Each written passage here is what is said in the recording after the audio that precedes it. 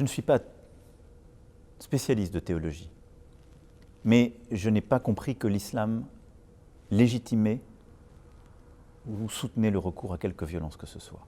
Et donc, je comprends et respecte qu'on puisse être choqué par ces caricatures. Je n'accepterai jamais qu'on puisse justifier une violence physique pour ces caricatures. Et je défendrai toujours, dans mon pays, la liberté de dire, d'écrire, de penser, de dessiner. Ça ne veut pas dire que je soutiens à titre personnel tout ce qu'on dit, pense, dessine. Mais ça veut dire que ces libertés, ces droits de l'homme qui ont été pensés, voulus, créés en France, je considère que c'est notre vocation de les protéger. Et de protéger aussi la souveraineté du peuple français qui le veut. Il y a eu dans les traductions qui ont été faites par beaucoup de médias dans le monde arabe, que j'ai vu sur les réseaux sociaux, un mensonge. Un mensonge.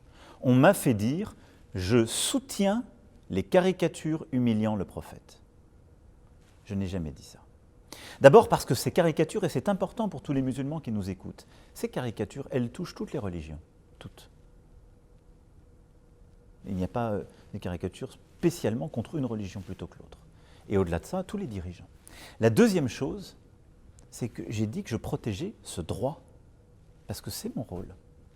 Et que je considère ensuite que dans la société, nous devons accepter et ménager ce respect de chacune avec chacun.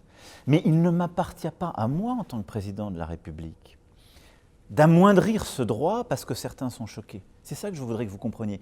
Parce qu'à ce moment-là, j'instaurerai dans mon pays une forme d'ordre moral ou d'ordre religieux.